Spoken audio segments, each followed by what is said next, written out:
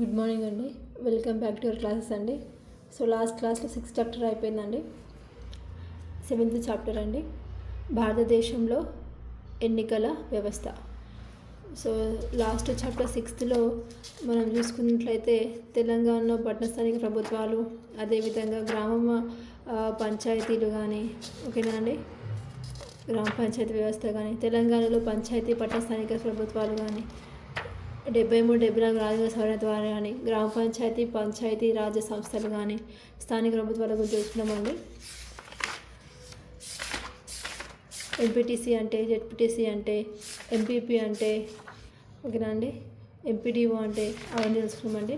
ఇప్పుడు భారతదేశంలో ఎన్నికల వ్యవస్థ, ఓకేనా అండి. ఇది లింకప్ టాపిక్ వచ్చేసి 10th బుక్ అండి. ఇది 10th బుక్లో భారతదేశంలో ఎన్నికల ప్రక్రియ ఇదండి. సో ఇవన్నీ భారత ఎన్నికల సంఘం, తర్వాత ఎన్నికల సంఘానికి స్వయం ప్రతిపత్తి ఏ విధంగా లభించింది అనేది, తర్వాత ప్రధాన ఎన్నికల కమిషనర్ ఏ విధంగా ఎవరు ఎన్నుకుంటారు, ఎన్నికల కమిషనర్ యొక్క విధులు ఏంటి, తర్వాత ఎన్నికల రాజకీయ పార్టీలు, తర్వాత పోలింగ్ రోజులు ఏ విధంగా ఉంటారు, అంత వ్యవస్థ నిర్మాణం ఎట్లుంటుంది అనేది, ఓటింగ్ ప్రక్రియ అండి. నెక్స్ట్ తిరస్కరించే ఓటు నోటా, ఓకే అండి. దీని తర్వాత 18th చాప్టర్ కూడా అండి, సేమ్ రాజకీయ ధోరణుల ఆవిర్భావం అని కూడా కొంచెం లింకప్ అవుతుందండి. ఎందుకంటే ఇందులో కూడా కొన్ని పార్టీలు ఏ విధంగా ఉన్నాయి, ప్రతిపక్ష పార్టీలు, అది కూడా కొంచెం ఇందులో లింకప్ అయి ఉంటుందండి. సో ఆ విధంగా, ఓకేనా అండి.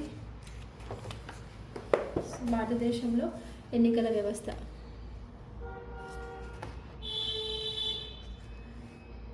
ఓకే అండి. ప్రజాస్వామ్య పనితీరుకు స్వేచ్ఛాయుతంగా, న్యాయబద్ధంగా, నిష్పక్షపాతంగా ఎన్నికలు నిర్వహించడం గీటురాయి వంటిది. భారతదేశం దాదాపు 90 కోట్ల మంది ఓటర్లు కలిగి ప్రపంచంలో అతిపెద్ద ప్రజాస్వామ్యంగా పరిఢవిల్లుతుంది. భారతదేశం 2020 సంవత్సరం వరకు లోక్సభకు 17 సార్లు, వివిధ రాష్ట్రాల అసెంబ్లీలకు 100లకు పైగా సార్లు సాధారణ ఎన్నికలు విజయవంతంగా జరిపి గణనీయమైన ప్రజాస్వామ్యంగా నిరూపించుకుంది. ఏంటిగా లోక్సభకు 17 సార్లు 2020 వరకు, ఓకేనా. వివిధ రాష్ట్రాల అసెంబ్లీలకు 100లకు పైగా సార్లు సాధారణ ఎన్నికలు జరిగినాయి అంట. వాస్తవానికి వివిధ స్థాయిలో శాసన నిర్మాణ శాఖకు ప్రతినిధులను ఎన్నుకోవడానికి ఎన్నికల నిర్వహణ కోసం ఒక బలీయమైన, సమర్థవంతమైన ఎన్నికల కమిషన్ రూపంలో ప్రజల ఎన్నికల యంత్రాంగాన్ని స్థాపించుకుంది. భారతదేశంలో ఎన్నికలు నిర్వహించడానికి రాజ్యాంగం ఎన్నికల సంఘం స్థాపనకు వీలు కల్పిస్తూ అనేక నిబంధనలు పొందుపరిచింది. స్వభావరీత్యా భారతీయ సమాజం ఒక బహుళ సంస్కృతి, బహుభాష, బహుళ మత, బహుళ ప్రాంతీయ సమాజం కావడంతో ఎన్నికల నిర్వహణ ఎన్నికల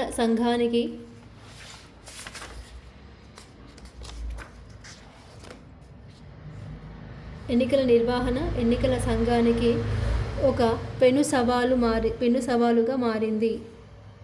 ఓకే అండి.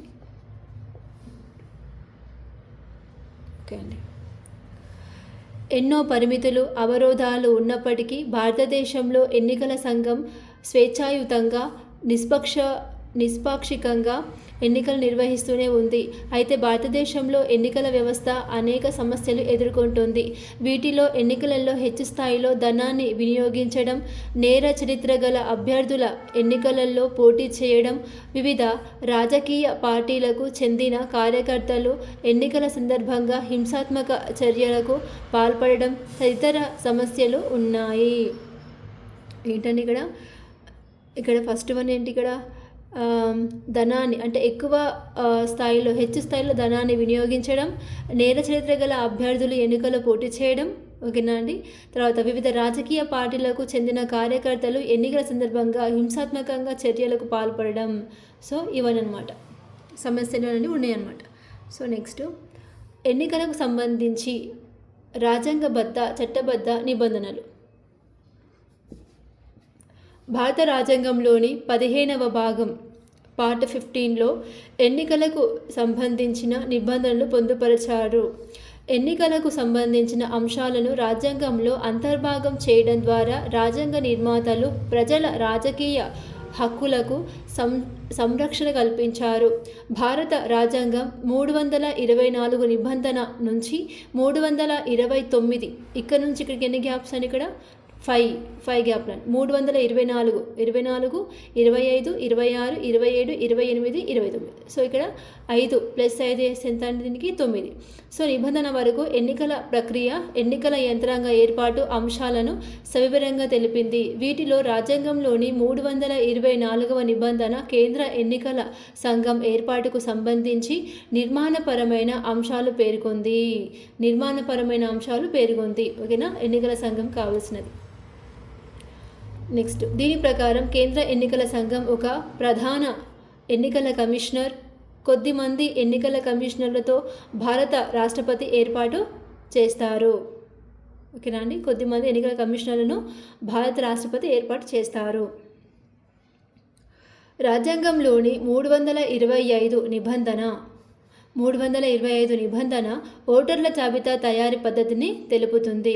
రాజ్యాంగంలోని 326వ నిబంధన 18 సంవత్సరాలు నిండిన పౌరులు అందరికీ వయోజన ఓటు హక్కును ప్రసాదించింది. ప్రతి సంవత్సరం జనవరి 1వ తేదీకి 18 సంవత్సరాలు నిండిన వారు ఓటరుగా నమోదు కావడానికి అర్హులు. ఓకేనా అండి, ఎన్ని సంవత్సరాలు ఇక్కడ 18 సంవత్సరాలు నిండిన వారు ఓటరుగా నమోదు కావడానికి అర్హులు. ఇంతకు పూర్వం ఓటింగ్ హక్కుకు కనీస వయసు 21 సంవత్సరాలుగా ఉండేది. అయితే 1988వ సంవత్సరంలో 61వ రాజ్యాంగ సవరణ ఈ ఓటు హక్కు కనీస వయస్సును 21 సంవత్సరాల నుంచి 18 సంవత్సరాలకు తగ్గించింది. సో ఇది కూడా చాలాసార్లు వచ్చిన బిట్టని టెట్లో. ఇది 1988వ సంవత్సరంలో 61వ రాజ్యాంగ సవరణ ఈ ఓటు హక్కు కనీస వయసును 21 సంవత్సరాల నుంచి 18 సంవత్సరాలకు తగ్గించింది. ఓకేనా అండి, 61వ రాజ్యాంగ సవరణ ఏ ఇయర్లో అంటే 1988లో. రాజ్యాంగంలోని 327, 328 నిబంధనలు ఎన్నికలకు సంబంధించి వివిధ చట్టాలను రూపొందించే అధికారాలను పార్లమెంటు, రాష్ట్ర శాసనసభలకు ఇస్తాయి. ఓకేనా అండి, 28 వరకు. సో ఫస్ట్ 25 ఏందని ఇక్కడ 325 ఏంది ఇక్కడ ఓటర్ల జాబితా తయారీ పద్ధతి. 26 ఏంటి ఇక్కడ 18 సంవత్సరాలు నిండిన పౌరులు అందరూ వయోజన ఓటు హక్కు కల్పించడం. తర్వాత ఏంది నెక్స్ట్ ఇక్కడ 26 అయిపోయింది. 327, 328 ఏం చేస్తుంది ఇక్కడ అధికారాలను, అంటే ఈ ఎన్నికలు నిర్వహించడానికి చట్టాలు రూపొందించే అధికారాలను అన్నిటి కూడా పార్లమెంటు, రాష్ట్ర సభకు ఇస్తుంది అన్నమాట. సో ఈ విధంగా దీనికి అనుగుణంగా భారత పార్లమెంటు ఎన్నికలకు సంబంధించి 2 ప్రధాన చట్టాలు రూపొందించింది. ఓకేనా అండి, 2 ప్రధాన చట్టాలు రూపొందించింది. అవి ప్రజాప్రాతినిధ్య చట్టం 1950, ప్రజాప్రాతినిధ్య చట్టం 1951. రాజ్యాంగంలోని 329వ నిబంధన ఎన్నికల వ్యవహారాల్లో న్యాయస్థానాల జోక్యంపై కొన్ని పరిమితులు విధించింది. ఓకేనా అండి, లాస్ట్ 21 ఇక్కడ ఏంటి 29 ఏంటి ఇక్కడ కొన్ని పరిమితులు అనేది విధించనమాట దేనికి న్యాయస్థానాలలో. ఓకే, నెక్స్ట్ అండి, ఇప్పుడు 324 నుంచి 329 వరకు. సో అన్నీ కూడా ఇందులోనే వచ్చేసినాయి అండి. ఓకే అండి, ఒకసారి మళ్ళీ చూసుకునే ప్రయత్నం చేయండి. ఈ రాజ్యాంగ నిబంధనలు వివిధ చట్టాలు పేర్కొన్న నిబంధనలు భారతదేశంలో ఎన్నికల ప్రక్రియకు కొన్ని మూల సూత్రాలు పేర్కొన్నాయి. వీటిలో లోక్సభకు, రాష్ట్రాల శాసనసభకు ఏకసభ్య భౌగోళిక నియోజకవర్గాల ఏర్పాటు సూత్రం ఆధారంగా జరుగుతాయి. దీనిని అనుసరించి దేశంలోని నియోజకవర్గాలన్నీ భౌగోళిక విభజన సూత్రంపై ఏర్పాటయ్యాయి. ఉదాహరణకు హైదరాబాద్ నియోజకవర్గం, సికింద్రాబాద్ నియోజకవర్గం మొదలైనవి. నెక్స్ట్ ఓకే అండి, మొత్తం నియోజకవర్గాల సంఖ్యలో కొంత శాతం నియోజకవర్గాలను షెడ్యూల్ కులాలు, షెడ్యూల్ తెగలకు రిజర్వ్ చేయడం జరిగింది. భారత రాజ్యాంగం ఎన్నికలను స్వేచ్ఛగా, నిష్పక్షపాతంగా, న్యాయబద్ధంగా నిర్వహించడానికి ఒక స్వతంత్ర ఎన్నికల సంఘం ఏర్పాటుకు వీలు కల్పిస్తుంది. లోక్సభలోను వివిధ రాష్ట్రాల అసెంబ్లీలోను సభ్యుల నియోజకవర్గాల సంఖ్యను దేశ జనాభా ప్రాతిపదికన నిర్ణయించాలని రాజ్యాంగం సూచిస్తుంది. ఓకేనా అండి. లోక్సభలోను వివిధ రాష్ట్రాల అసెంబ్లీలోను సభ్యుల నియోజకవర్గాల సంఖ్యను దేశ జనాభా ప్రాతిపదికకు నిర్ణయించాలని రాజ్యాంగం సూచించింది.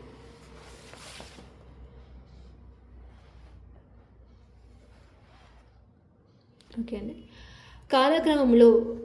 కాలక్రమంలో లోక్సభ వివిధ శాసనసభలలో సభ్యుల సంఖ్యను పెంచడానికి లేదా తగ్గించడానికి నియోజకవర్గాల పునర్విభజన సంఘం ఏర్పాటుకు రాజ్యాంగం వీలు కల్పించింది. ఎన్నికలకు సంబంధించిన అన్ని వ్యవహారాలపై చట్టాలను రూపొందించే అధికారం భారత పార్లమెంటుకు ఉంటుంది. అదేవిధంగా ఎన్నికల వ్యవహారాలపై చట్టాలు రూపొందించడానికి రాష్ట్ర శాసనసభకు కూడా అనుమతించారు. అయితే రాష్ట్రాలు రూపొందించే చట్టాలు కేంద్ర రూపొందించిన చట్టానికి ఉల్లంఘించే విధంగా ఉండకూడదు. రాష్ట్రానికి అయితే శాసనసభలకు కొన్ని అధికారాలు ఇవ్వడం జరిగిందో, చట్టాలు రూపం జరిగిందో, సో అవి కేంద్ర ప్రభుత్వం రూపొందించిన చట్టాలకి ఉల్లంఘించే విధంగా ఉండకూడదంట. సో ఆ విధంగా ఎన్నికల వివాదాలకు ఓకేనా అండి. ఓకే అండి. ఎన్నికల వివాదాలకు సంబంధించి విచారణ జరిపే అధికారం హైకోర్టు మౌలిక విచారణ పరిధిలో ఉంటుంది. ఈ విషయంలో సుప్రీంకోర్టుకు అప్పీలు విచారణ పరిధి ఉంది. భారత రాష్ట్రపతి, భారత ఉపరాష్ట్రపతి పదవుల ఎన్నికకు సంబంధించి పిటిషన్లను సుప్రీంకోర్టు మాత్రమే అప్పీలు చేయాలి. భారత రాజ్యాంగం ఎన్నికలలో పౌరులందరూ వయోజన ఓటు హక్కును వినియోగించుకోవడానికి వీలు కల్పిస్తుంది. దీనిని అనుసరించి 18 సంవత్సరాలు నిండిన వయోజనులు లింగ వివక్ష, ఆర్థిక వివక్ష, సాంఘిక వివక్ష తదితర వివక్షలకు అతీతంగా ఓటు హక్కును వినియోగించుకోవచ్చు. కేంద్ర ఎన్నికల సంఘం భారతదేశంలో ఎన్నికల సంఘం నియంత్రణ పర్యవేక్షణలో అన్ని ఎన్నికలు నిర్వహిస్తారు. రాజ్యాంగంలోని 324 నిబంధనల ప్రకారం ఎన్నికల సంఘం ప్రధాన ఎన్నికల కమిషనర్, భారత రాష్ట్రపతి కాలానుగుణంగా నిర్దేశించే సంఖ్య ఆధారంగా ఇతర ఎన్నికల కమిషనర్లతో ఏర్పాటవుతుంది. వివిధ నిబంధనలకు అనుగుణంగా భారత రాష్ట్రపతి ప్రధాన ఎన్నికల కమిషనర్ను, ఇతర ఎన్నికల కమిషనర్లను నియమిస్తాడు. ఈ విధంగా భారతదేశంలో ఎన్నికల సంఘం ఒక స్వతంత్ర సంస్థగా వ్యవహరిస్తుంది. భారతదేశంలోని అన్ని రకాల ఎన్నికలను నిర్వహించి, పర్యవేక్షించి, నియంత్రణ చేసే అధికారాలను రాజ్యాంగం ఎన్నికల కమిషనర్కు దాఖలు పరిచింది.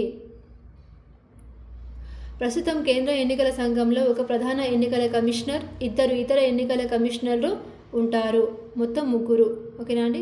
ఒకరు ప్రధాన ఎన్నికల కమిషనర్, 2 ఇతర ఎన్నికల కమిషనర్లు ఉంటారు. వీరిలో ప్రధాన ఎన్నికల అధికారి ఎన్నికల సంఘానికి చైర్మన్గా వ్యవహరిస్తారు. వీరిని భారత రాష్ట్రపతి నియమిస్తారు.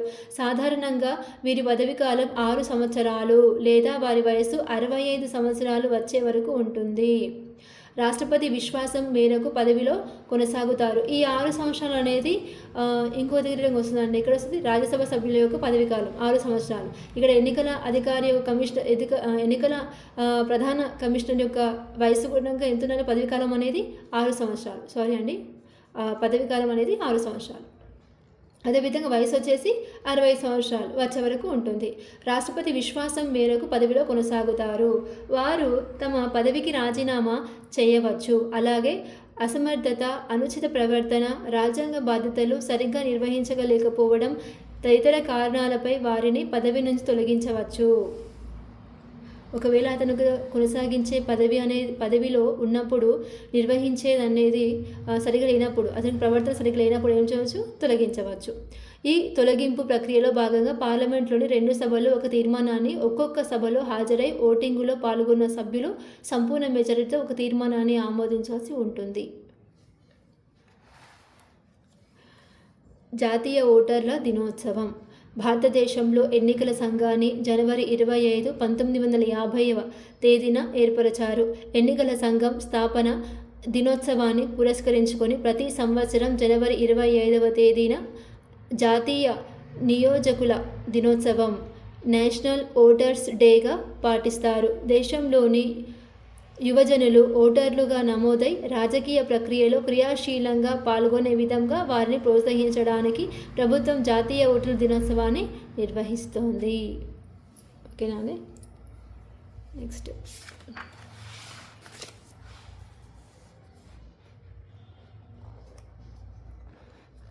ఓకే అండి.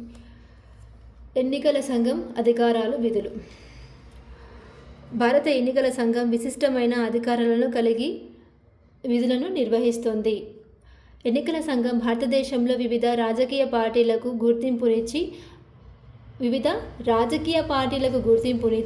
రాజకీయ పార్టీలను జాతీయ పార్టీలు, ప్రాంతీయ పార్టీలు, ఉప ప్రాంతీయ పార్టీలుగా వర్గీకరిస్తుంది. ఈ రాజకీయ పార్టీలు ఏం చేస్తుంది? ఇక్కడ జాతీయ పార్టీలుగా, ప్రాంతీయ పార్టీలుగా, ఉప ప్రాంతీయ పార్టీలుగా వర్గీకరిస్తుంది. రాజకీయ పార్టీలకు ఎన్నికల చిహ్నాలను కేటాయిస్తుంది. ఓకేనా అండి. ఎన్నికల గుర్తులు. ఓకేనా. ఎగ్జాంపుల్ ఫ్యాన్ గుర్తని, కారు గుర్తని, చేతి గుర్తని. సో ఆ విధంగా ఎన్నికల నిర్వహణకై ఓటర్ల జాబితా రూపొందిస్తుంది.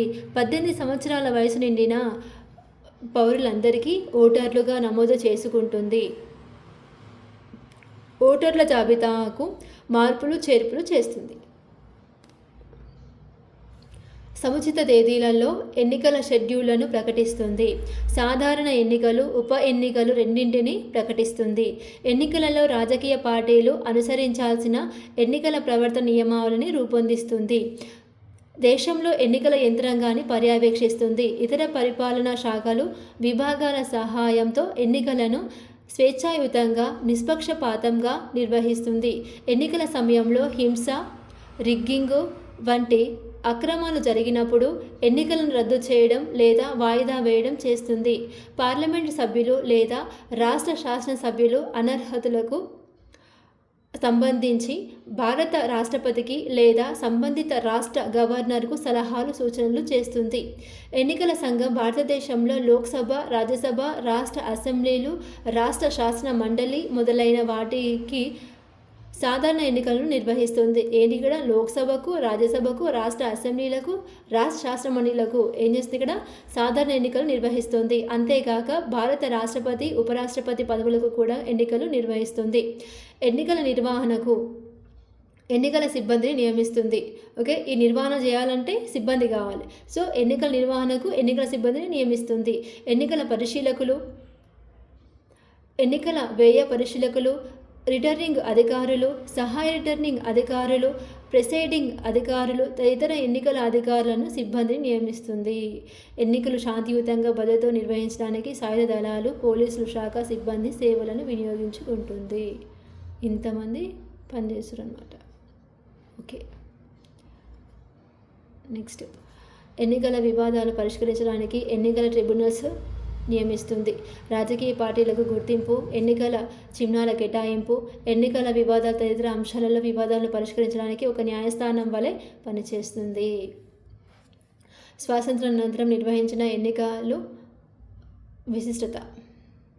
భారత ఎన్నికల సంఘం గత 70 సంవత్సరాలుగా 2020 సంవత్సరం వరకు లోక్సభకు 17 సార్లు సాధారణ ఎన్నికలు నిర్వహించింది. రాష్ట్రాల అసెంబ్లీకి మరెన్నో సార్లు సాధారణ ఎన్నికలు, ఉప ఎన్నికలు నిర్వహించింది. భారతదేశంలో మొదటి పార్లమెంటు ఎన్నికలు 1951 సంవత్సరంలో జరిగాయి. ఇటీవల 2019 సంవత్సరంలో 17వ లోక్సభ ఏర్పాటుకు సాధారణ ఎన్నికలు జరిగాయి. ఈ ఎన్నికల్లో 91.1 కోట్ల వంటి వయోజకులు ఓటు హక్కును కలిగి ఉండగా వారిలో 67% మంది ఓటు హక్కు వినియోగించుకున్నారు. మిగిలిన వాళ్ళు ఏమయ్యారు? భారత ఎన్నికల సంఘం దేశంలో మొదటిసారిగా 1999 సంవత్సరంలో పెద్ద ఎత్తున 45 లోక్సభ నియోజకవర్గాల్లో 45 లోక్సభ నియోజకవర్గాల్లో ఎలక్ట్రానిక్ ఓటింగ్ యంత్రాలను వినియోగించింది. ఎప్పుడు? 1999లో స్టార్టింగ్లో.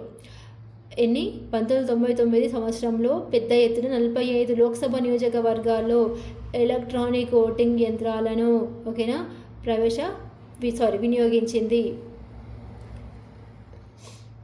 ఆ తర్వాత కాలంలో దాదాపు అన్ని ఎన్నికలలో దేశమంతా ఎలక్ట్రానిక్ ఓటింగ్ యంత్రాలను ఓకేనండి వినియోగించడం జరిగింది.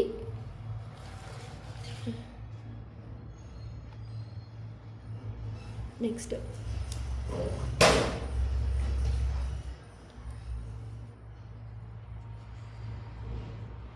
ఈవీఎంలు, నోటా, వీవీప్యాట్.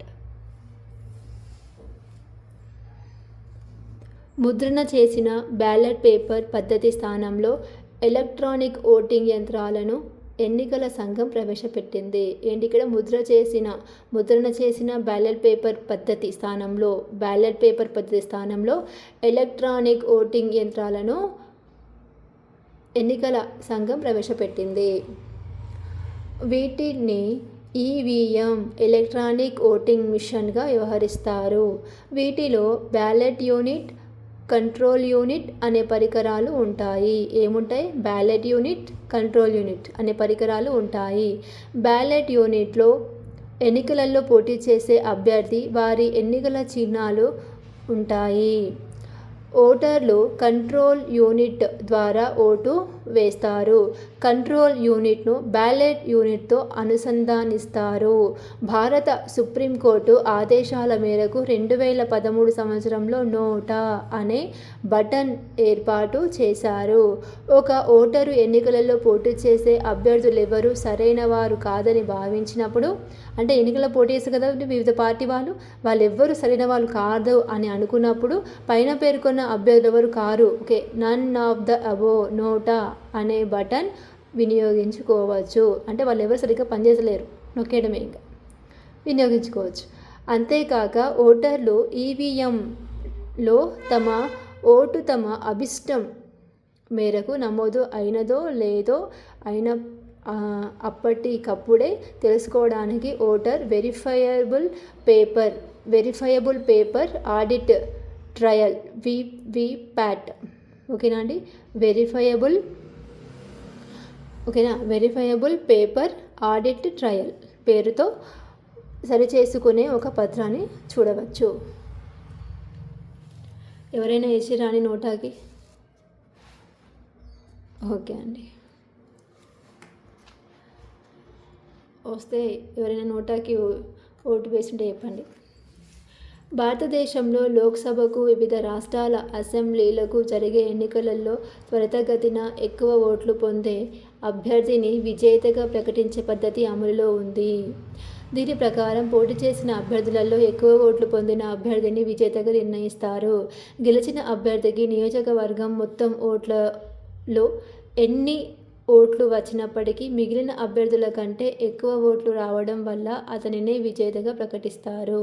దీనినే త్వరితగతిన ఎక్కువ సీట్లు first past the post system పద్ధతిగా వ్యవహరిస్తారు. ఒక్కొక్కసారి గెలిచిన అభ్యర్థి నియోజకవర్గంలోని మొత్తం ఓట్లలో సగానికి తక్కువగా ఓట్లు తెచ్చుకున్నప్పటికీ మిగిలిన అభ్యర్థుల కంటే ఎక్కువ ఓట్లు పొందడం వల్ల అతన్నే విజేతగా ప్రకటిస్తారు. ఈ పద్ధతినే పోటీ చేసే అభ్యర్థులలో సాధారణ మెజారిటీ పద్ధతిగా వ్యవహరిస్తారు.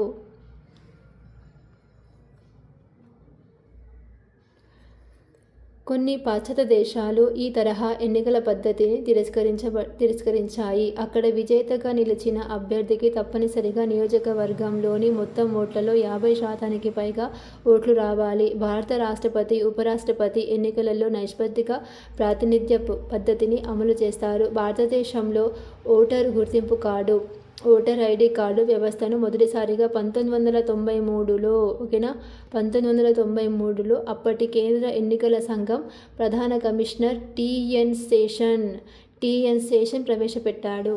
1993లో ఓటర్ ఐడి కార్డుని ఓకేనా. అదేవిధంగా నోటా ఎప్పుడు వచ్చింది? 2013లో రావడం జరిగింది, నోటా బటన్ ఏర్పాటు చేయడం అనేది. నెక్స్ట్, ఈ కార్డునే electoral photo identity card EPIC పేరుతో అమలు చేస్తున్నారు. నెక్స్ట్, భారతదేశంలో ఎన్నికల సంస్కరణలు. భారతదేశ ప్రజాస్వామ్యాన్ని ప్రపంచంలో అతిపెద్ద ప్రజాస్వామ్యంగా శ్లాఘించినప్పటికీ ఇక్కడ ఎన్నికల వ్యవస్థలో ఎన్నో సవాళ్లు, లోపాలు, అసంగతులు ఉన్నాయి. ఎన్నికల ఆచరణకు సంబంధించి ఎన్నో విమర్శలు కూడా ఉన్నాయి. భారత ఎన్నికల వ్యవస్థలో ధన ప్రభావం అధికమవుతూ ఉండడం, ఎన్నికలలో నేరచరిత్ర గలవారు క్రియాశీలకంగా పాల్గొనడం, అధికార యంత్రాంగాన్ని దుర్వినియోగం చేయడం, ఓటర్ల జాబితాల రూపకల్పనలో అనేక లోపాలు ఉండడం, ఎన్నికల సందర్భంలో సమాజంలోని వివిధ వర్గాల మధ్య ద్వేషపూరిత వాతావరణం వ్యాప్తి చెందడం తదితర సమస్యలు ఉన్నాయి. ఈ లోపాలు, సవాళ్లు సరిచేయడానికి ఎన్నో కమిటీలు, మరెన్నో కమిషన్లు ఏర్పాటై ఎన్నికల సంస్కరణల పేరుతో అనేక సూచనలు చేశాయి. వీటిలో ఈ క్రింద పేర్కొన్న కమిటీలు, కమిషన్లు స్వాతంత్రానంతరం భారతదేశంలో ఎన్నికల సంస్కరణల విషయంలో కొన్ని గణార్హమైన సూచనలు చేశాయి. కొంచెం వీడియో జూమ్ చేసుకొని చూడండి. ఓకేనా అండి?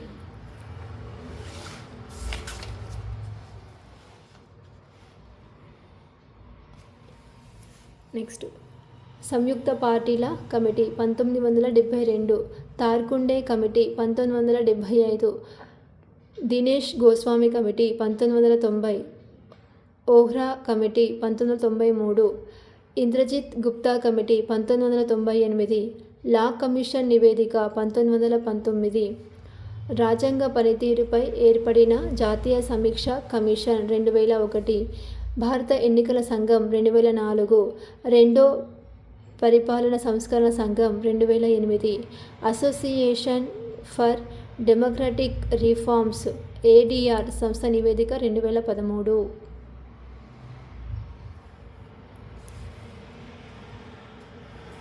భారతదేశంలో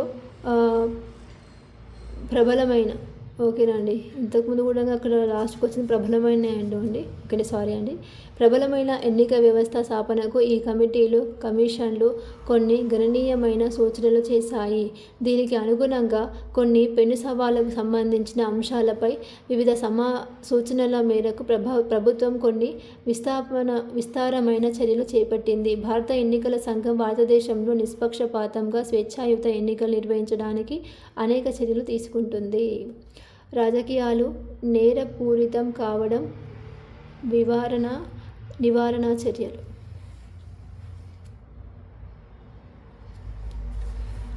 దేశంలోని కొన్ని ప్రాంతాల్లో రాజకీయాలు నేరపూరితం కావడం అయ్యే ధోరణి వృద్ధి చెందుతోంది. ఈ ధోరణి 2 విధాలుగా జరుగుతుంది. మొదటిగా, రాజకీయ నాయకులకు సమాజంలోని నేరస్తులకు మధ్య సంబంధాలు బలపడడం.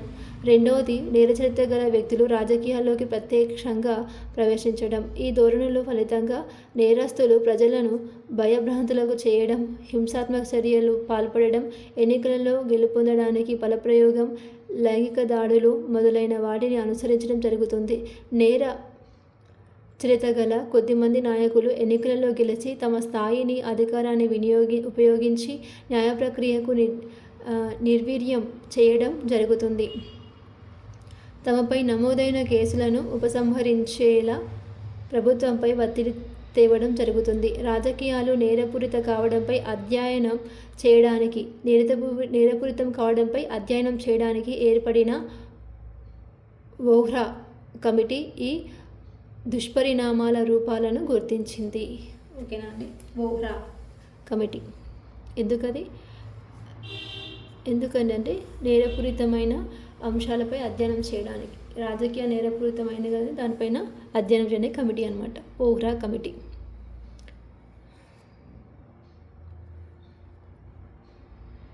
ఓకే అండి. ఈ సమస్య తీవ్రతను మానవ హక్కులకై పోరాడే ఒక స్వచ్ఛంద సంస్థ అసోసియేషన్ ఫర్ డెమోక్రటిక్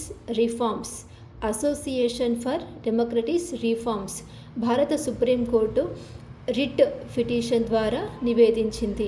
దీనిపై సుప్రీంకోర్టు వెలువరించిన తీర్పుకు అనుగుణంగా భారత ఎన్నికల సంఘం ఒక ఉత్తర్వు జారీ చేసి పార్లమెంట్ ఎన్నికలలో, రాష్ట్ర అసెంబ్లీ ఎన్నికలలో పోటీ చేసే అభ్యర్థులు తమ నామినేషన్ పత్రాలతో పాటు తమపై గల నేరచరిత కేసుల వివరాలను తెలియజేస్తూ రిటర్నింగ్ అధికారికి అఫిడవిట్ సమర్పించాల్సి ఉంటుంది.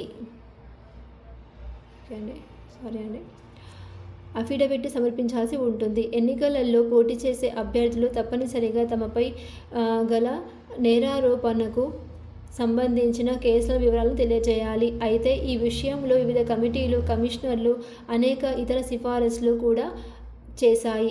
వీటి సిఫారసులను అనుసరిస్తే ఎన్నికలలో పోటీ చేసే అభ్యర్థిపై ఒక క్రిమినల్ కేసు నమోదై ఆ కేసులో న్యాయస్థానం 2 సంవత్సరాలు లేదా అంతకు ఎక్కువ కాలం జైలు శిక్ష విధించే స్వభావం ఉన్నప్పుడు అతనిని ఎన్నికలలో పోటీ చేయకుండా అనర్హునిగా ప్రకటించాలి. అటువంటి అభ్యర్థులకు తమ తమ పార్టీల ద్వారా పోటీ చేసే అవకాశం కల్పించిన రాజకీయ పార్టీలు గుర్తింపును సైతం రద్దు చేయాలి. ఓకేనండి. నెక్స్ట్, ఎన్నికలలో ధన ప్రభావం విపరీతంగా పెరగడం. ఎన్నికల వ్యయంపై పరిమితులు. భారతదేశంలో ఎన్నికలలో ధన ప్రభావం విపరీతంగా పెరుగుతుంది. ప్రభుత్వానికి లెక్కలు చూపని నల్లధనం ఉపయోగించి కొద్దిమంది అభ్యర్థులు ఎన్నికలలో అక్రమాలకు పాల్పడడం జరుగుతుంది. ఎన్నికల ప్రచారంలో కొద్దిమంది అభ్యర్థులు విపరీతంగా ధనాన్ని ఖర్చు చేయడం ద్వారా నిజాయితీగా పోటీ చేసే అభ్యర్థులు విజయావకాశాలు దెబ్బతింటాయి. ధనాన్ని ఉపయోగించి కొద్దిమంది నాయకులు ఓటర్లను ప్రలోభ పెట్టడం, ఓట్లు కొనుగోలు చేయడం, ఓటర్లకు క్రికెట్ కిట్లు, చీరలు మొదలైన వాటిని బహుమతులుగా ఎరచూపడం, కుల సంఘాలకు, ఇతర సంస్థలకు భారీ విరాళాలు అందించడం, కొన్ని ప్రాంతాల్లో సామాజిక ఆస్తులకు డబ్బులు ఇచ్చి తోడ్పడడం వంటి అనైతిక చట్ట వ్యతిరేక చర్యలకు పాల్పడతారు. ఎన్నికలలో ధన ప్రభావాన్ని కట్టడి చేయడానికి భారత ఎన్నికల సంఘం అనేక చర్యలు చేపట్టింది. ఈ తరహా అక్రమాల నియంత్రణకు ప్రతి పార్లమెంటు నియోజకవర్గం, అసెంబ్లీ నియోజకవర్గం స్థాయిలో ఎన్నికల పరిశీలనకు, ఎన్నికల వ్యయం పరిశీలనకు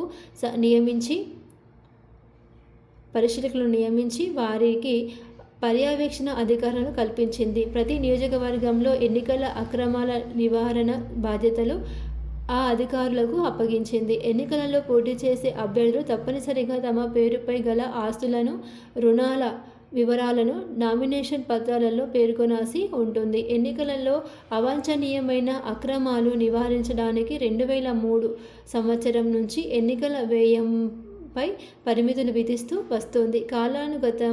కాలానుగతంగా ఎన్నికల వ్యయ పరిమితిని పెంచడం కూడా జరిగింది. ప్రస్తుతం ఒక్కొక్క లోక్సభ నియోజకవర్గం పరిధిలో పోటీ చేసే అభ్యర్థి 54 సంవత్సరాల నుంచి 54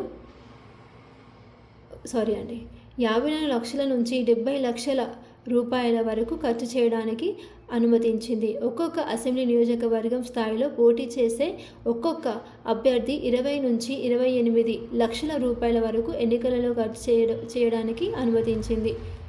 ఎన్ని లక్షలండి ఇక్కడ? అసెంబ్లీ నియోజకవర్గంలో 20 నుంచి 28 లక్షల వరకు అసెంబ్లీలో. లోక్సభ నియోజకవర్గంలో ఎంత? 54 లక్షల నుంచి 70 లక్షల వరకు. ఈ విషయంలో కొన్ని కమిటీలు, కమిషన్లు ఎన్నికల వ్యయాన్ని ప్రభుత్వమే భరించాల్సి సిఫార్సులు చేసింది. ఓకే, ఎన్నికల వ్యయాన్ని ప్రభుత్వమే భరించాలని సిఫార్సు చేసింది. ఓకేనా, కొన్ని కమిటీలు, కమిషన్లు.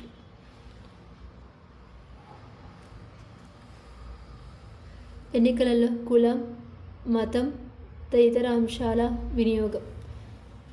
ఎన్నికలలో కొద్దిమంది పోటీ చేసే అభ్యర్థులు, రాజకీయ పార్టీలు ఎన్నికలలో మరింత ప్రయోజనం పొందడానికి, వివిధ వర్గాల మద్దతు కూడగట్టడానికి కులం, మతం, లింగపర తెగ, ప్రాంతీయ గుర్తింపులు తదితర అంశాలు వినియోగించి ఓటర్లను ప్రలోభ పెడతారు. ఈ తరహా ధోరణి ఓటర్లలోని వివిధ వర్గాల మధ్య వైషమ్యాలు కలిగించి శత్రుత్వాలకు, హింసకు దారితీస్తుంది. ఈ విషయంలో ఎన్నికల సంఘం ప్రజా ప్రాతినిధ్య చట్టంలోని సెక్షన్ 8I నిబంధనను అనుసరించి అభ్యర్థులను, రాజకీయ పార్టీలను కట్టడి చేస్తుంది. ఈ తరహా వివక్షతకు పాల్పడి సమాజంలోని వివిధ వర్గాల ప్రజల మధ్య శత్రుత్వాలు పెంచే అభ్యర్థులను నివారించే నివారించి ఎన్నికలలో వారు పాల్గొనకుండా అనర్హులుగా ప్రకటిస్తుంది. ఓటర్ల జాబితా రూపకల్పన లోపాలపై అభ్యంతరాలు. ఓటర్ల జాబితా రూపొందించే తీరుపై ఎన్నో విమర్శలు ఉన్నాయి. అనేక సందర్భాల్లో కొద్దిమంది ఓటర్లు పేర్లు జాబితాల్లో అదృశ్యం కావడం జరుగుతూ ఉంటుంది.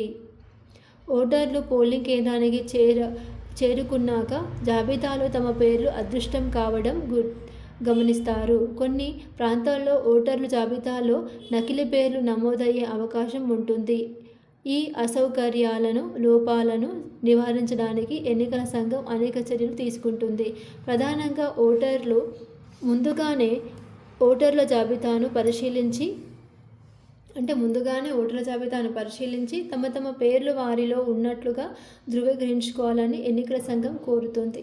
ఓటర్ల జాబితా నుంచి తమ పేర్లు గల్లంతు అయినప్పుడు ముందుగానే ఆ విషయాన్ని సంబంధిత అధికారుల దృష్టికి తేవాలని కోరుతోంది. ఓటర్ జాబితాలో తమ పేర్లు ధృవీకరించుకోవడానికి వీలుగా ఎన్నికల సంఘం ఆయా ఓటర్ల జాబితాను వెబ్సైట్లో ఉంచడం జరుగుతుంది.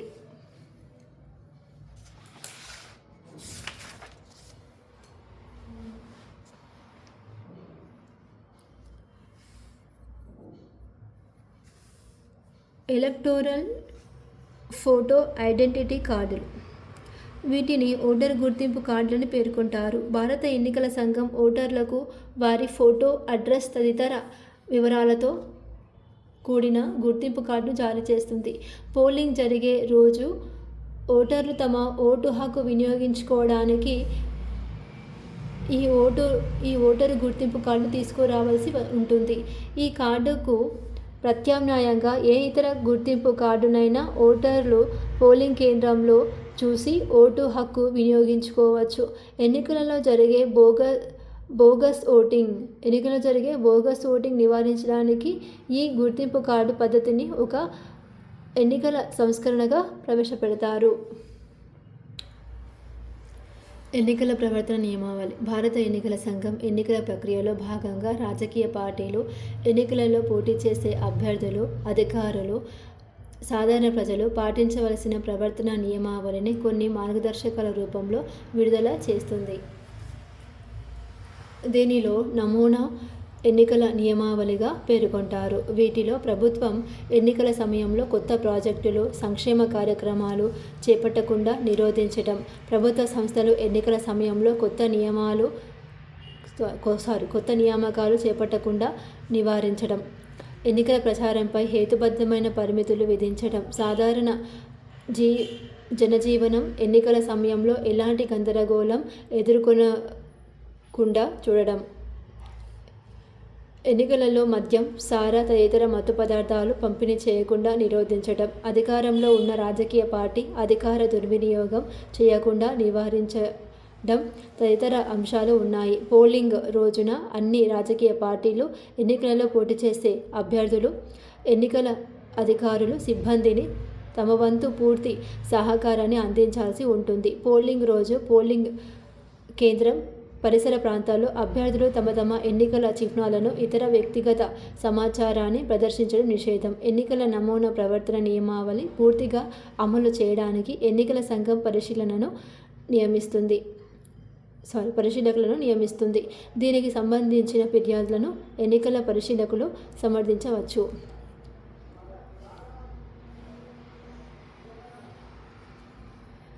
ఎన్నికలలో అజమాయిషీ, అభ్యర్థాల నివారణకు చర్యలు. భారతదేశంలో కొన్నిసార్లు లోక్సభ, రాజ్యసభ, రాష్ట్ర అసెంబ్లీ తదితర ఎన్నికలలో అజమాయిషీగా కొంతమంది అభ్యర్థులు ఎన్నికలలో పోటీ చేయడం జరుగుతూ ఉంటుంది. ప్రజలలో వారికి పలుకుబడి, ఓట్లు తెచ్చుకునే సామర్థ్యం లేకపోయినప్పటికీ కేవలం ప్రచార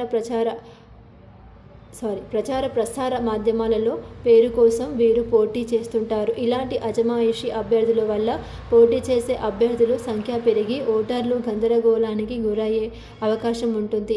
ఈ తరహా ధోరణులు నివారించడానికి భారత ఎన్నికల సంఘం అనేక చర్యలు చేపట్టింది. వీటిలో అభ్యర్థి ఎన్నికల నామినేషన్ చేయడానికి అవసరమయ్యే ధరావత్తు సొమ్ము పెంచడం, ఎన్నికలలో పోటీ చేసే అభ్యర్థి నామినేషన్ పత్రాలపై సంతకాలు చేసే ప్రతిపాదనల సంఖ్య పెంచడం తదితర చర్యలు ఉన్నాయి. ఉదాహరణకు, భారత రాష్ట్రపతి పదవికి పోటీ చేసే అభ్యర్థుల నామినేషన్ పత్రాలపై ఎలక్టోరల్ కాలేజ్ రాష్ట్రపతి ఎన్నికలకు సంబంధించి లోక్సభ సభ్యులు, రాజ్యసభ సభ్యులు, రాష్ట్రాల శాసనసభ సభ్యుల పేర్లతో ఓటర్ల జాబితాలోని కనీసం 50 మంది ప్రాతిపాదికులుగా సంతకాలు చేయాలి. అలాగే లోక్సభకు లేదా రాష్ట్ర శాసనసభకు పోటీ చేసే అభ్యర్థి నామినేషన్ పత్రాలపై ఓటర్ల జాబితాలోని కనీసం 10 మంది ఓటర్లు ప్రతిపాదకులుగా సంతకాలు చేయాలి. ఓకేనా అండి. ఇక్కడ లోక్సభకు రాష్ట్ర శాసనసభకు సంబంధించిన వాళ్ళేమో ఎంతమంది ఇవ్వాలి? ఇక్కడ 10 మంది ఇవ్వాలి. రాష్ట్రపతికి ఎన్నిక కోసం ఎంతమంది ఇవ్వాలి? కనీసం 50 మంది ఇవ్వాలి. ఆ విధంగా అనమాట.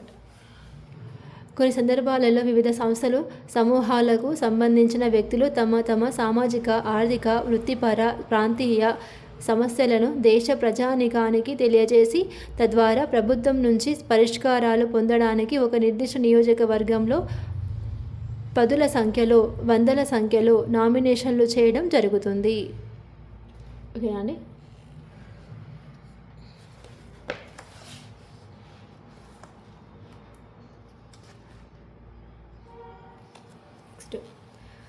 ఎన్నికల సర్వేలపై నిషేధాలు.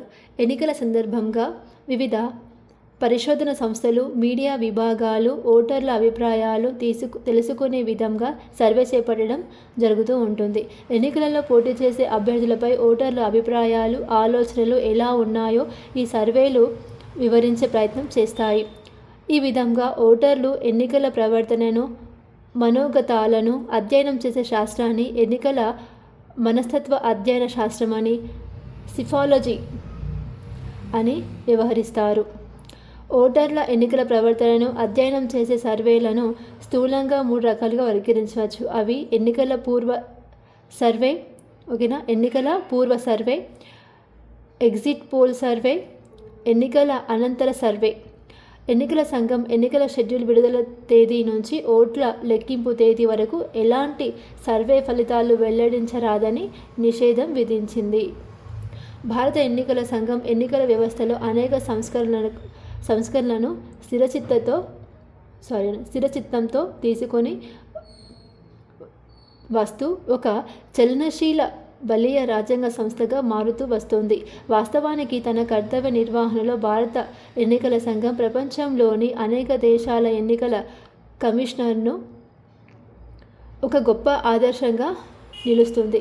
ఎన్నికల సంఘం ఎంత చలనశీల స్వభావాన్ని కలిగి ఉన్నప్పటికీ, ఎన్నో సంస్కరణలు అమలు చేస్తున్నప్పటికీ భారత ఎన్నికల వ్యవస్థ పట్ల ఎంతో అసంతృప్తి కూడగట్టుకొని ఉంది.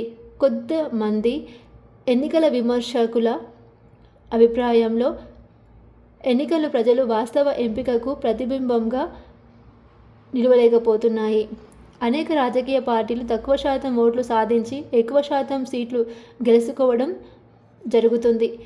ఉదాహరణకు, భారతదేశంలో 2019లో జరిగిన 17వ లోక్సభ సాధారణ ఎన్నికలలో భారతీయ జనతా పార్టీ కేవలం 37.36% ఓట్లు సాధించి లోక్సభలో సగానికి పైగా అంటే 303 సీట్లు గెలుచుకుంది. ఇదే క్రమంలో భారత జాతీయ కాంగ్రెస్ ఇదే ఎన్నికలలో 19.1% ఓట్లు సాధించినప్పటికీ కేవలం 52 సీట్లు మాత్రమే కైవసం చేసుకోగలిగింది.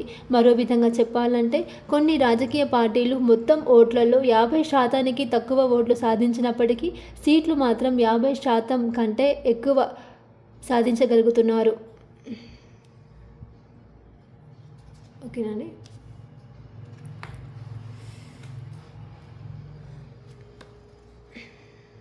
నెక్స్ట్, భారత ఎన్నికల వ్యవస్థలో వ్యక్తమవుతున్న ఈ ధోరణి అనేక విమర్శలకు గురవుతుంది. వివిధ పార్టీలు ఎన్నికలలో సాధించిన ఓట్లకు సమాన నిష్పత్తిలో సీట్లు కేటాయించే నైష్పత్తిక ప్రాతినిధి ఉండాలని అనేక డిమాండ్లు ఉన్నాయి. నెక్స్ట్,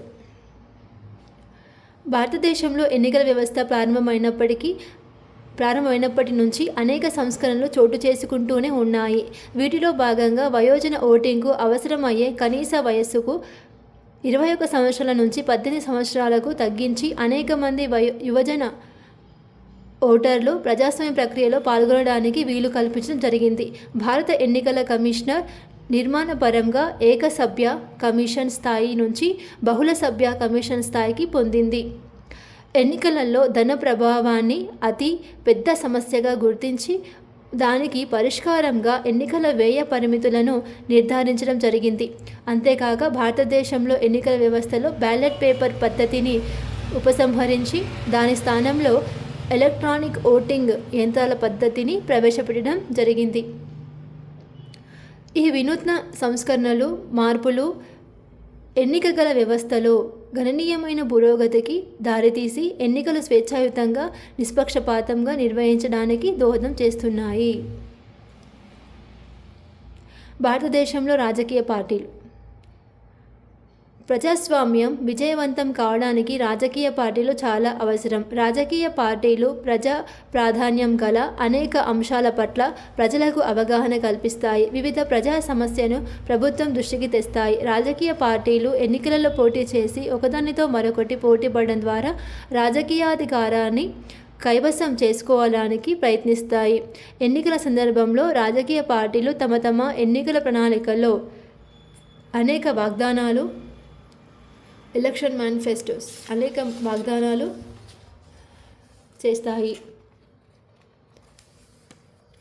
అధికారంలోకి వచ్చిన తర్వాత ఈ వాగ్దానాలు అమలు చేయడానికి ప్రయత్నాలు చేస్తాయి. ప్రజలకు సహాయ సహకారాలు అందిస్తూ సేవ చేసే లక్ష్యంతో రాజకీయ పార్టీలు వివిధ రకాల రాజకీయ భావజాలాలను, విధానాలను, కార్యక్రమాలను కలిగి ఉంటాయి. వీటిని ప్రచారం చేసుకుంటూ రాజకీయ పార్టీలు ప్రజలలో రాజకీయ చైతన్యం తీసుకువస్తాయి. స్థూలంగా భారతదేశంలోని రాజకీయ పార్టీలను జాతీయ పార్టీలు, ప్రాంతీయ పార్టీలుగా వర్గీకరించవచ్చు. భారత జాతీయ Congress, Indian national Congress (INC), భారతీయ జనతా పార్టీ (BJP), బహుజన సమాజ్ పార్టీ (BSP), భారత కమ్యూనిస్ట్ పార్టీ (CPI), భారత Marxist communist party (CPM), Nationalist Congress party (NCP) తదితర పార్టీలను భారతదేశ జాతీయ రాజకీయ పార్టీలుగా వ్యవహరిస్తారు. అంతేగాక భారతదేశంలో అనేక ప్రాంతీయ పార్టీలు కూడా ఉన్నాయి. వీటిలో DMK, AIADMK, Akali Dal, national conference, Telugu Desam party, YSRCP, TRS తదితర పార్టీలు ప్రధానమైనవి. భారతదేశంలో రాజకీయ పార్టీల ప్రధాన లక్ష్యాలను క్రింది విధంగా పేర్కొనవచ్చు. ఓకేనా అండి.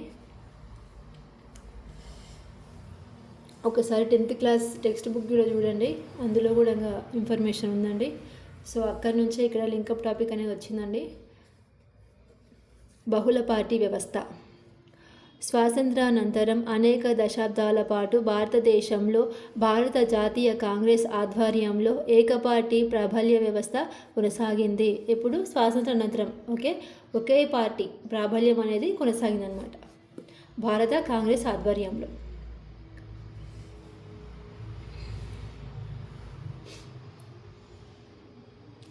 కేంద్ర ప్రభుత్వంలో రాష్ట్రాల స్థాయిలో కాంగ్రెస్ పార్టీ ప్రాబల్య వ్యవస్థ ఉండేది. అయితే 1990 దశకం నుంచి జరిగిన అనేక పరిణామాలు భారతదేశం ఒక బహుళ పార్టీ వ్యవస్థగా అవతరించడానికి దోహదం చేశాయి. ప్రస్తుతం దేశంలో 6 జాతీయ పార్టీలు 6 జాతీయ పార్టీలు, 53 ప్రాంతీయ రాజకీయ పార్టీలు ప్రబలంగా పనిచేస్తున్నాయి. 53 ప్రాంతీయ పార్టీలు, 6 జాతీయ పార్టీలు. సిద్ధాంత భావజాలాల సమాచారం. వివిధ రాజకీయ పార్టీలు అనుసరించే రాజకీయ భావజాలాలు ప్రాతిపదికన భారతదేశంలోని రాజకీయ పార్టీలను సాంప్రదాయ భావజాల పార్టీలు, వామపక్ష భావజాల పార్టీలు, మధ్యమార్గ భావజాల పార్టీలుగా వర్గీకరించవచ్చు. ఏంటంటే రాజకీయ పార్టీలను ఇక్కడ ఎన్ని విధాలు డివైడ్ చేయవచ్చు? ఇక్కడ మనము సాంప్రదాయ భావజాల పార్టీలుగా, వామపక్ష భావజాల పార్టీలుగా, మధ్యమార్గ భావజాల పార్టీలుగా వర్గీకరించవచ్చు. భారతీయ జనతా పార్టీ, శివసేన తదితర పార్టీలు భారతీయ సంస్కృతి, వారసత్వం, సాంప్రదాయ ప్రతీకలు, గత వైభవవాదం, హిందూతత్వం తదితర అంశాల పట్ల విశ్వాసాన్ని కలిగి సాంప్రదాయ భావజాల పార్టీలుగా గుర్తింపు తెచ్చుకున్నాయి. కమ్యూనిస్టు పార్టీలు, ఫార్వర్డ్ బ్లాక్ తదితర పార్టీలు సామ్యవాద సిద్ధాంత భావజాలాన్ని విశ్వసించి పేదల పక్షం వహించే వామపక్ష పార్టీలుగా గుర్తింపు పొందాయి. ఏంటి ఇక్కడ సామ్యవాద సిద్ధాంత భావజాలాన్ని కలిగిన పార్టీలు ఏవి ఇక్కడ కమ్యూనిస్టు పార్టీ, అదేవిధంగా ఫార్వర్డ్ బ్లాక్ తదితర పార్టీలు. ఇక సాంప్రదాయ భావజాలం ఉన్న పార్టీలు ఏమిటి ఇక్కడ మనకి భారతీయ జనతా పార్టీ, శివసేన తదితర పార్టీలు భారతదేశ సంస్కృతి వారసత్వం ద్వారా ఇవేంటి సాంప్రదాయ పార్టీలు. ఇదేమో సామ్యవాద సిద్ధాంత భావజాలాన్ని ప్రభావితం చేసే పార్టీలు. ఈ రెండు ప్రధాన భావజాలాలను ఇతర భావజాలాలను మేళవించి అనేక ఇతర రాజకీయ పార్టీలు మధ్యమార్గ భావజాల పార్టీలుగా ప్రచారం ఉన్నాయి. సో ఫస్ట్ ఈ రెండు ఉంటే వీటి మధ్యలో ఈ మధ్యమార్గ భావజాల పార్టీలు రావడం జరిగిందనమాట. నెక్స్ట్ కార్యకర్తల బలం గల పార్టీలు, శాశ్వత కార్యకర్తలు లేని పార్టీలు. భారతదేశంలోని అనేక రాజకీయ పార్టీలు, రాజకీయ కార్యకర్తలు, ఇతర నిర్వాహకులు ఎన్నికల సందర్భంగా మాత్రమే నియమించుకుంటున్నాయి.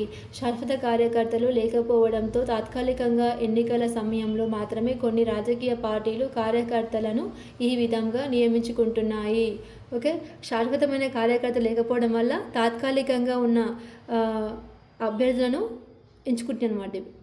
నియమించుకుంటున్నారు. అయితే భారతీయ జనతా పార్టీ, భారత communist party, Marxist communist party, Telugu Desam party తదితర పార్టీలు బలీయమైన కార్యకర్తల వ్యవస్థను కలిగి ఎన్నికల సమయంలోనూ సాధారణ సమయాల్లోనూ చురుకుగా పనిచేస్తాయి. అంతర్గత ప్రజాస్వామ్యం లేకపోవడం. భారతదేశంలోని చాలా రాజకీయ పార్టీలు తమ పార్టీలలో అంతర్గత ప్రజాస్వామ్యానికి ప్రాతినిధ్యం ఇవ్వవు. కొన్ని పార్టీలను మినహాయిస్తే మిగిలిన పార్టీలన్నీ క్షేత్రస్థాయిలో, గ్రామాల నుంచి జాతీయ స్థాయిలో కేంద్ర కార్యవర్గం వరకు అన్ని పదవులకు అధిష్టాన వర్గం నామినేట్ చేసే నాయకులనే ఎక్కువగా ఉంటారు.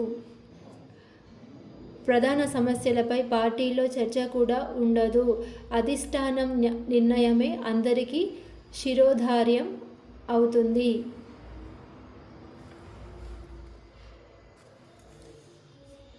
నిరంతర చీలికలు, వర్గ వైషమ్యాలు.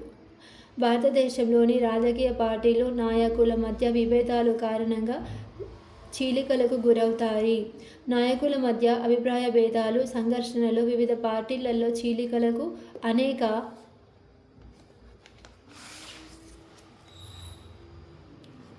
ఇతర రాజకీయ పార్టీలు అవతరణకు దారితీస్తాయి. దేశంలోని ప్రధాన జాతీయ పార్టీలు, ప్రాంతీయ పార్టీలు వర్గ వైషమ్యాలు, ముఠాల సమస్యలను ఎదుర్కొంటున్నాయి. రాజకీయ సంకీర్ణాలు. భారతదేశంలోని అనేక రాజకీయ పార్టీలు ఇతర పార్టీలతో రాజకీయ సర్దుబాటు, సంకీర్ణాలు, మైత్రి కూటములు ఏర్పరచుకోవడం ఆసక్తి కనబరుస్తాయి. ఈ సంకీర్ణాలు, మైత్రి కూటములు ఎన్నికల పూర్వ మైత్రి, ఎన్నికల అనంతర మైత్రి కూటములుగా ఏర్పడతాయి. జనాకర్షణ నాయకత్వం. భారతదేశంలోని అనేక రాజకీయ పార్టీలు ఆ పార్టీలోని నాయకుల జనాకర్షణ శక్తిపై ఆధారపడతాయి. దీనిని జనాకర్షణ నాయకత్వం అని వ్యవహరిస్తారు. ఉదాహరణకు కాంగ్రెస్ పార్టీ తన బలమైన నాయకుడైన జవహర్లాల్ నెహ్రూ, ఇందిరాగాంధీ, రాజీవ్ గాంధీ తదితరుల జనాకర్షణ శక్తిపై ఎన్నికలలో ప్రయోజనం పొంది విజయాలు సాధించింది. ఇదే విధంగా భారతీయ జనతా పార్టీ తమ శక్తివంతమైన నాయకులైన అటల్ బిహారీ వాజ్పేయి, లాల్ కృష్ణ అద్వానీ, నరేంద్ర మోదీ తదితర జనాకర్షణ శక్తిపై ప్రయోజనం పొందుతుంది. ఇదే విధంగా బహుజన సమాజ్ పార్టీ నాయకుడు కాన్షీరామ్, సమాజ్వాదీ పార్టీ నాయకుడు ములాయం సింగ్ యాదవ్, రాష్ట్రీయ జనతా దళ్ నాయకుడు లాలూ ప్రసాద్ యాదవ్, తెలుగుదేశం పార్టీ నాయకుడు నందమూరి తారక రామారావు, తెలంగాణ రాష్ట్ర సమితి కల్వకుంట్ల చంద్రశేఖరరావు తదితరులు లక్షలాది మంది అభిమానులు, అనుచరుల మద్దతుతో తమ తమ పార్టీలను ఎన్నికలలో విజయ తీరాలకు చేర్చారు. భారతదేశంలో జాతీయ రాజకీయ పార్టీలు. భారతదేశంలోని కొన్ని జాతీయ రాజకీయ పార్టీలలో భారత జాతీయ కాంగ్రెస్, భారతీయ జనతా పార్టీ బీజేపీ, భారత communist party CPI, Marxist communist party CPM, Bahujan Samaj party BSP మొదలైనవి ప్రధానమైనవి. భారత జాతీయ కాంగ్రెస్ ఐఎన్సి. భారత జాతీయ కాంగ్రెస్ను 1885లో ఏర్పరచారు.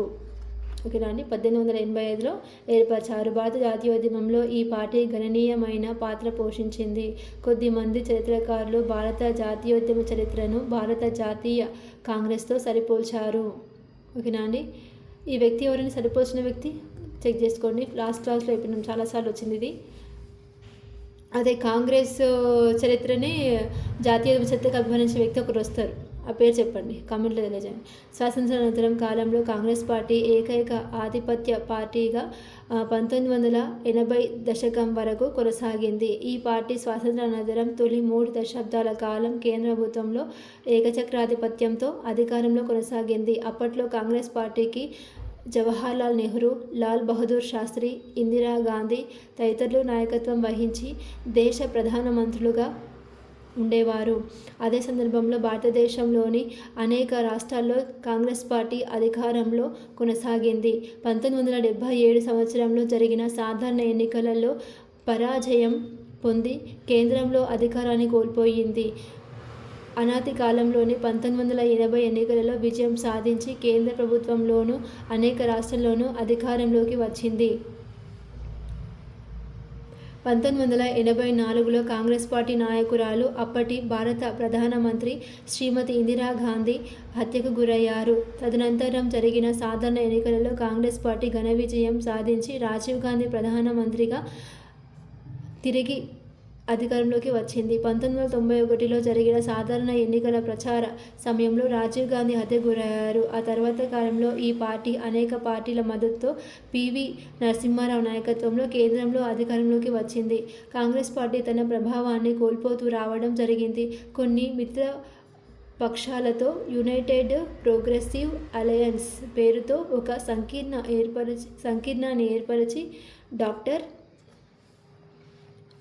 మన్మోహన్ సింగ్ నాయకత్వంలో 2004 నుంచి 2014 వరకు అధికారంలో కొనసాగింది. కాంగ్రెస్ పార్టీ ఎన్నికల చిహ్నం హస్తం గుర్తు. భారత జాతీయ కాంగ్రెస్ సామ్యవాదం, ప్రజాస్వామ్యం, లౌకికవాదం, జాతీయ సమైక్యత, సమగ్రత తదితర ఆదర్శాలకు కట్టుబడి ఉన్నట్లు పేర్కొంటుంది.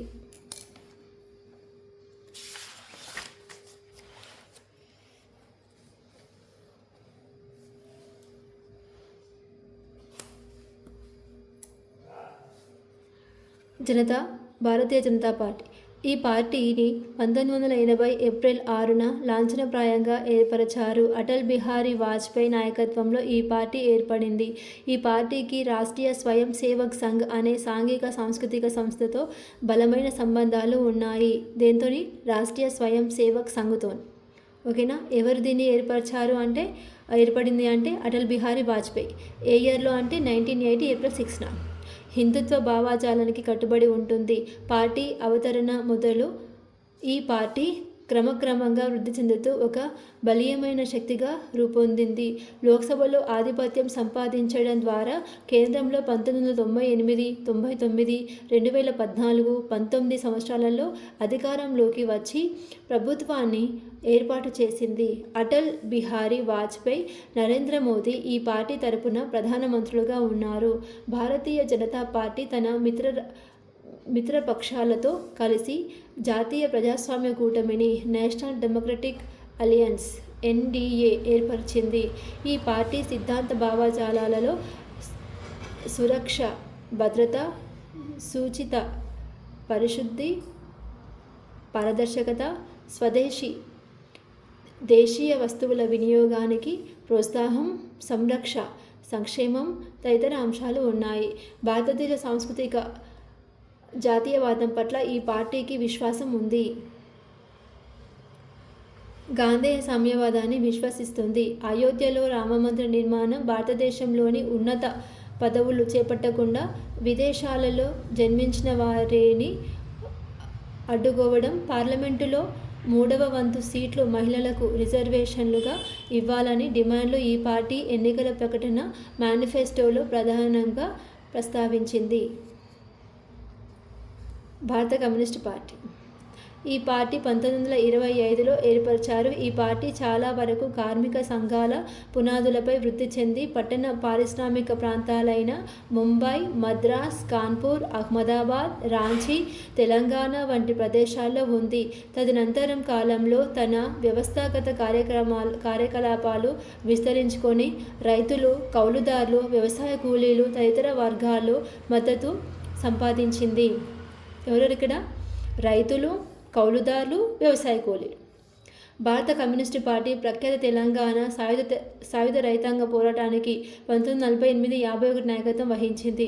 స్వాతంత్రానంతరం కాలంలో సాయుధ పోరాటం పంథం వీడి పార్లమెంటరీ రాజకీయాల్లో పాల్గొని ఎన్నికలలో పోటీ చేస్తుంది.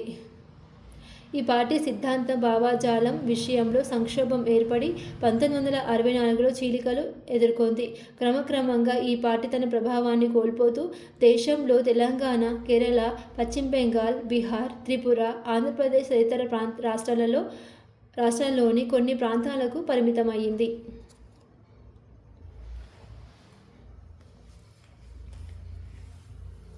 Marxist communist party. భారత కమ్యూనిస్టు పార్టీలో 1964లో ఏర్పడిన చీలిక ఫలితంగా మార్క్సిస్ట్ కమ్యూనిస్టు పార్టీ ఏర్పడింది. సో పైనుంచి వచ్చింది ఈ పార్టీ. ఇక్కడ చెప్పుకున్నాం కదండి 1964లో చీలిక ఏర్పడిందని. సో ఇది అన్నమాట డివైడ్ అయిపోయింది.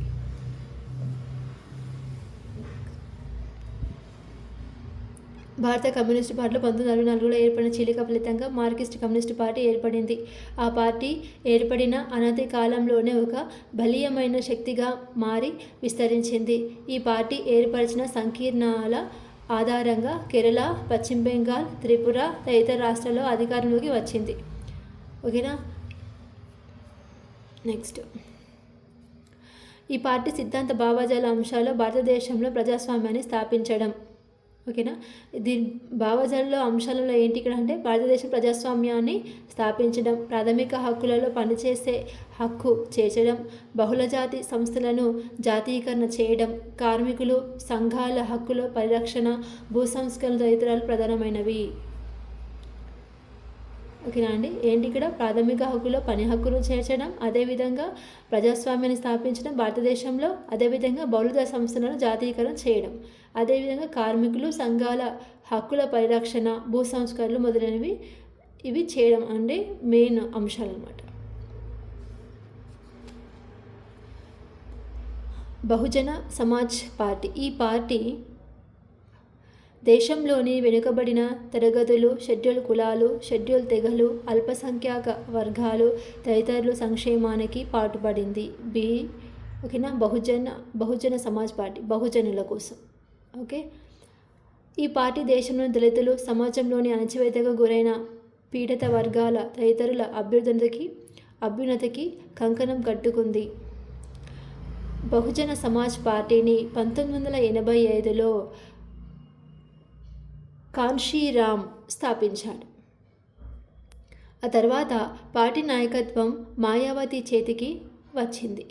ఈ పార్టీకి ఉత్తరప్రదేశ్, మధ్యప్రదేశ్, బీహార్, పంజాబ్, రాజస్థాన్, ఢిల్లీ తదితర రాష్ట్రాల్లో ఎంతో పలుకుబడి ఉంది.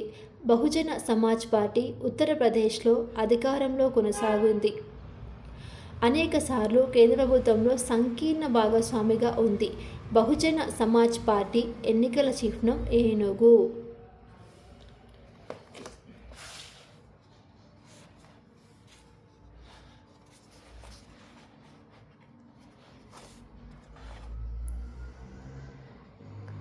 నెక్స్ట్ అండి, భారతదేశంలో ప్రాంతీయ పార్టీలు.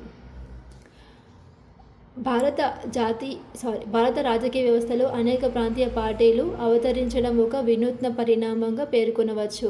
ఈ పార్టీలు కొన్ని పరిమిత ప్రాంతాల్లో దాదాపుగా ఒక రాష్ట్ర స్థాయిలో పనిచేస్తూ ఒక నిర్దిష్ట జాతి, సామాజిక సమూహం, భాషా సమూహం, సాంస్కృతిక సమూహం ప్రయోజనాలను ప్రాతినిధ్యం వహిస్తుంది. 1956లో జరిగిన రాష్ట్రాల పునర్వ్యవస్థీకరణ అనేక రాష్ట్రాల ఏర్పాటుకు, తద్వారా వివిధ రాష్ట్రాల్లో ప్రాంతీయ పార్టీల వృద్ధికి దారితీసింది. 1956లో రాష్ట్రాల పునర్వ్యవస్థీకరణకు ఏర్పాటు, అదేవిధంగా వివిధ రాష్ట్రాల్లో ప్రాంతీయ పార్టీల వృద్ధికి దారితీసింది. భారతదేశంలో ప్రాంతీయ పార్టీల ఏర్పాటుకు అనే అంశాలు దోహదం చేశాయి. వీటిలో అసమతుల్య ఆర్థిక అభివృద్ధి, జాతీయ పార్టీల వైఫల్యం, మతపర కులపర గుర్తింపులు వృద్ధి చెందడం తదితర అనేక కారణాలు ప్రాంతీయ పార్టీల అసమతకు దోహదం చేశాయి. అంటే మతపరమైన అంశాలు, పార్టీల మధ్య వైఫల్యాలు, తర్వాత కులపరమైన గుర్తింపులు రావడం వల్ల ఇక్కడ ఏమైంది, ప్రాంతీయ పార్టీలు అనేది అసమానతకు గురైందనమాట. అవతరణకి దోహదం చేశాయి. అకాలీదళ్. ఈ పార్టీ శిరోమణి అకాలీదళ్ పేరుతో 1920లో ఏర్పడింది. సిక్కులను ప్రత్యేక రాష్ట్రం కావాలని పంజాబీ సుభా ఉద్యమం చేసింది. వాస్తవానికి సిక్కులకు ఖలిస్తాన్ పేరుతో ప్రత్యేక దేశం కావాలనే డిమాండ్లు కూడా వచ్చాయి. భారత సమైక్య వ్యవస్థలో రాష్ట్రాలకు మరికొన్ని అధికారాలు కావాలని ఈ పార్టీ సమావేశాల్లో బటాలా తీర్మానం 1968లో, ఆనందపూర్ సాహిబ్ తీర్మానం 1973లో ఆమోదించింది. అకాలీదళ్ పార్టీ అనేక సంవత్సరాల పాటు పంజాబ్ రాష్ట్రంలో అధికారంలో ఉంది. ఓకేనా. ఇక్కడ ఏంటి, భారత సమైక్య వ్యవస్థలో రాష్ట్రాలకు మరిన్ని అధికారాలు కావాలని ఈ పార్టీ సమావేశాల్లో బటాలా తీర్మానం 1968, ఆనందపూర్ సాహిబ్ తీర్మానం 1973 ఆమోదించిందన్నమాట. సో అది నెక్స్ట్.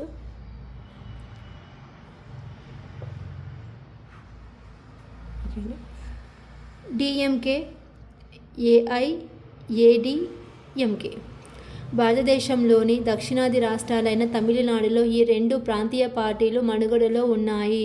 వీటిలో ద్రవిడ మున్నేట్ర కజగం డిఎంకే పార్టీని 1949లో సిఎన్ అన్నాదురై స్థాపించాడు. ఎవరిక్కడ, ద్రావిడ మున్నేట్ర కజగం అనే పార్టీని 1949లో సిఎన్ అన్నాదురై స్థాపించాడు. ఈ పార్టీ నేత ఎవరు ఇక్కడ, ఎం కరుణానిధి ముఖ్యమంత్రిగా అనేక సంవత్సరాలు డిఎంకే తమిళనాడులో అధికారంలో ఉంది. ప్రస్తుతం డిఎంకే పార్టీకి ఎంకే స్టాలిన్ నాయకత్వం వహిస్తున్నాడు. భారత సమైక్య వ్యవస్థలో రాష్ట్రాలకు అత్యధిక స్వయం ప్రతిపత్తి ఉండాలని ఈ పార్టీ డిమాండ్ చేస్తుంది. ఏంటి ఇక్కడ, భారత సమైక్య వ్యవస్థలో రాష్ట్రాలకు అత్యధిక స్వయం ప్రతిపత్తి ఉండాలని ఈ పార్టీ డిమాండ్ చేస్తుంది. బలహీన వర్గాల ప్రయోజనాలను సంరక్షిస్తూ వారి పురాభివృద్ధికి తోడ్పడమే తన లక్ష్యంగా ప్రకటించుకుంది. భారత రాజకీయ వ్యవస్థలో పునరాయనం అనగా రీకాల్ పద్ధతిని ప్రవేశపెట్టాలని డిమాండ్ చేస్తుంది.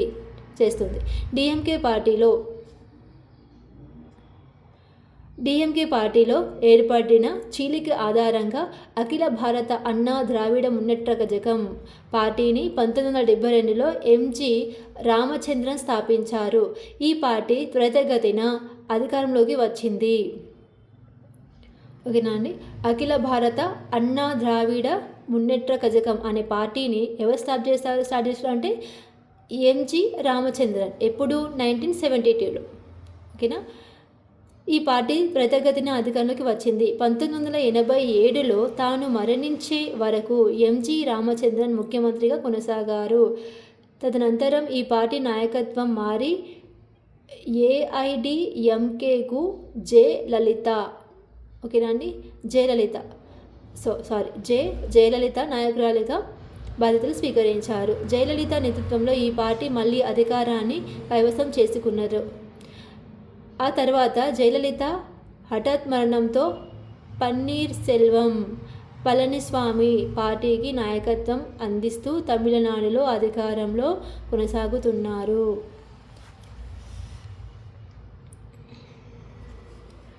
శివసేన ఈ పార్టీని మహారాష్ట్రలో బాల్ ఠాకరే 1966లో స్థాపించారు. మరాఠీ ప్రజల సంస్కృతి, గౌరవ మర్యాదల పరిరక్షణ ధ్యేయంగా ఈ పార్టీ ఏర్పడింది. ఎవరిక్కడ? మరాఠీ ప్రజల సంస్కృతి, గౌరవ మర్యాదల పరిరక్షణ కోసం ఈ పార్టీ ఏర్పడింది. దీనితో పాటు హిందుత్వ భావజాలానికి కట్టుబడి అల్పసంఖ్యాక వర్గాలను సంతృప్తిపరిచే విధానాలను వ్యతిరేకిస్తుంది.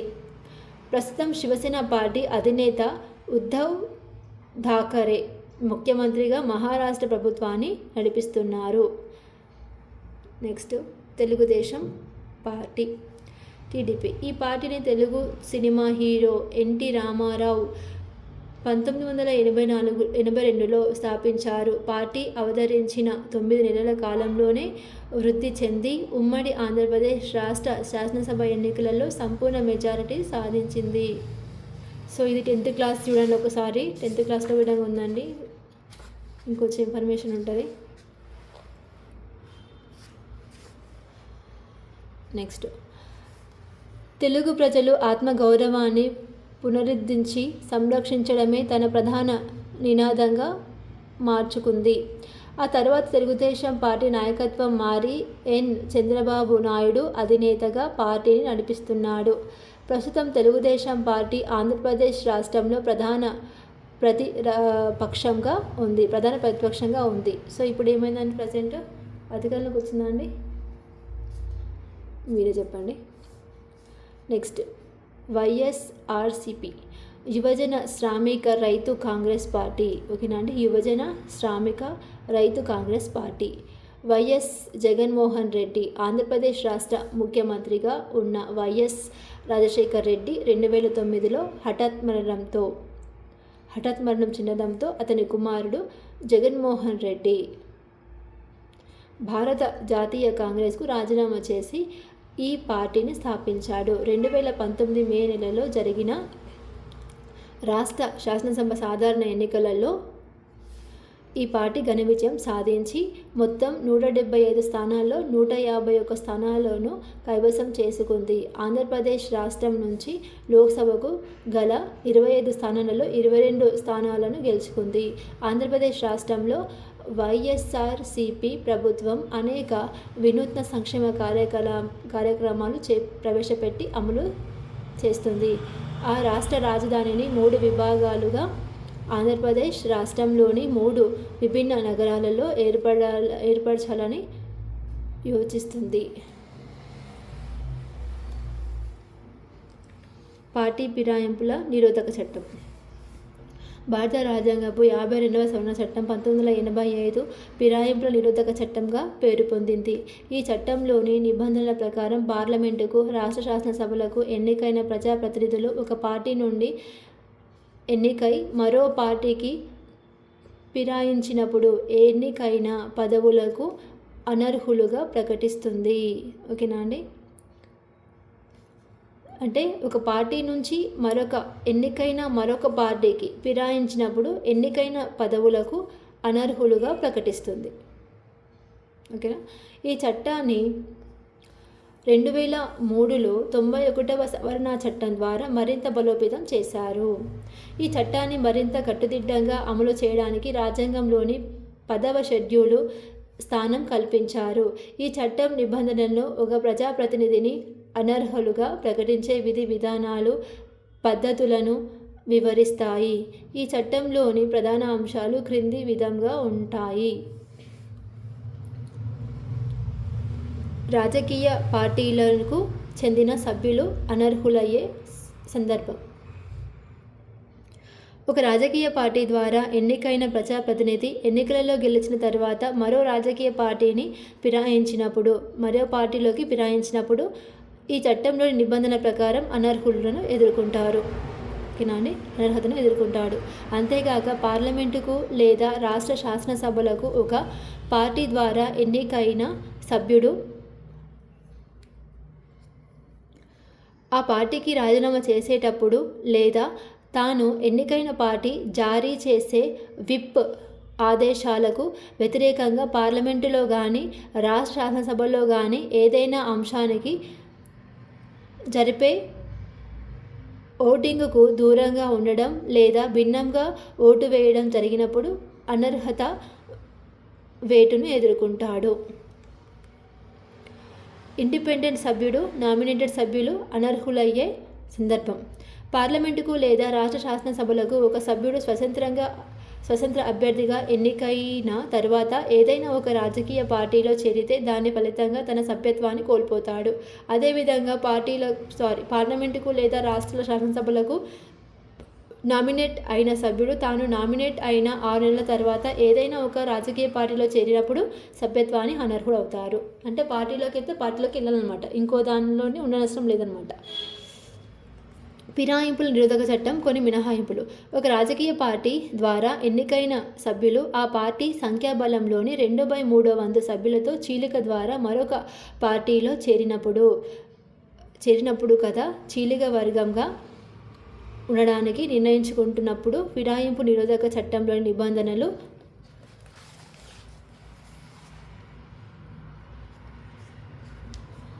వారికి వర్తించవు. అంటే ఒకటే పార్టీ 2గా డివైడ్ అయినప్పుడు.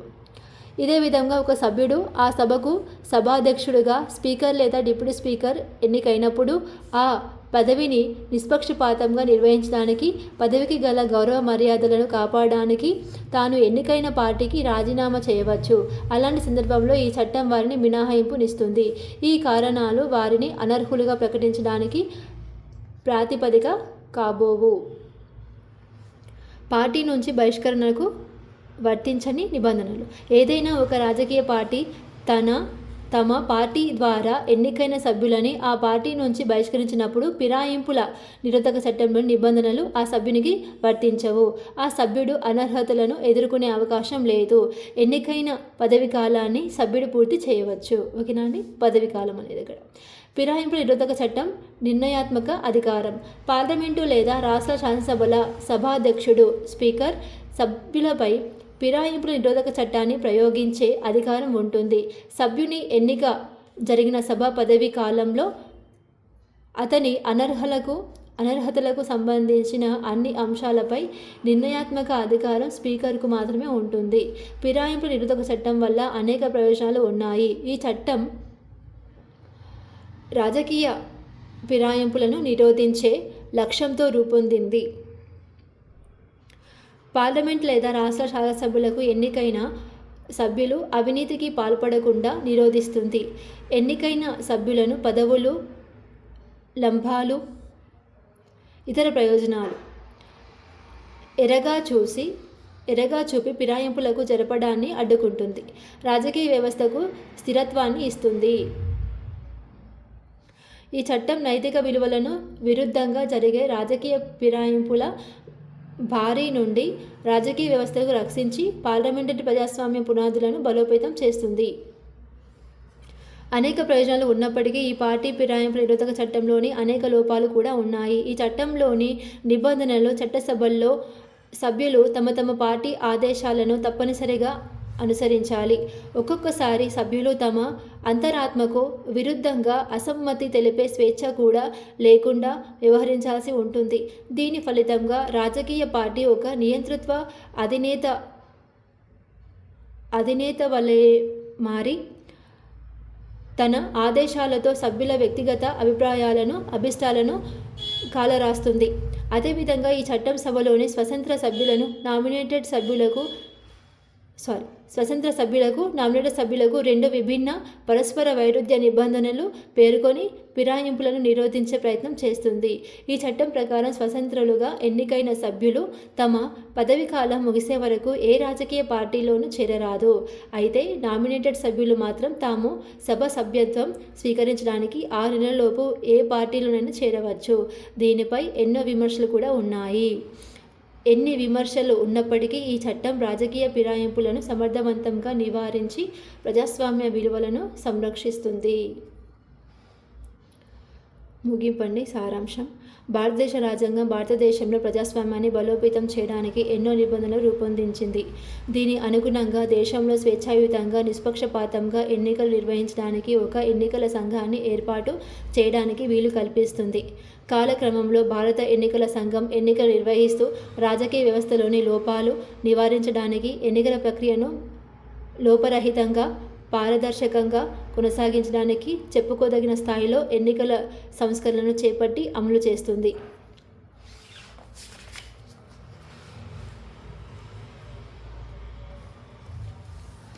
భారతదేశంలో ప్రజాస్వామ్యాన్ని బలోపేతం చేయడం భారత రాజకీయ పార్టీలు, ప్రాంతీయ రాజకీయ పార్టీలు ఎంతో క్రియాశీలకమైన పాత్రను పోషిస్తాయి. దేశంలోని కొన్ని ప్రాంతాల్లో కొన్ని ఉప ప్రాంతీయ పార్టీలు కూడా మనుగడలో ఉన్నాయి. ఈ జాతీయ, ప్రాంతీయ పార్టీలలో అనేక పార్టీలు జాతీయ స్థాయిలో, వివిధ రాష్ట్రాల స్థాయిలలో అధికార పార్టీలుగా కానీ, ప్రధాన ప్రతిపక్ష పార్టీలుగా కానీ కొనసాగుతున్నాయి. ఎన్నికల సమయంలో ఈ రాజకీయ పార్టీలన్నీ ఎన్నికలలో పోటీ చేస్తూ, ఎన్నికల ప్రచారాలు నిర్వహిస్తూ, ఎన్నికల సర్వేలు నిర్వహిస్తూ చురుకుగా ఎన్నికల ప్రక్రియలో పాల్గొంటాయి. సాధారణ సమయాల్లో ప్రజా ప్రాధాన్యం గల అనేక అంశాల పట్ల ప్రజల్లో అవగాహన కల్పిస్తూ, ప్రజా సమస్యను, డిమాండ్లను ప్రభుత్వం దృష్టికి తీసుకువస్తూ క్రియాశీలకంగా వ్యవహరిస్తాయి. భారతదేశంలో ఒక్క రాజకీయ పార్టీ నుంచి గెలిచిన సభ్యులు మరొక రాజకీయ పార్టీలోని ఫిరాయింపులు జరపకుండా ఫిరాయింపుల నిరోధక చట్టాన్ని రూపకల్పన చేశారు. ఇది అండి 7th చాప్టర్. వీడియో యూజ్ఫుల్ అనుకుంటే కనుక ప్లీజ్ షేర్ చేయండి. థ్యాంక్ యూ అండి.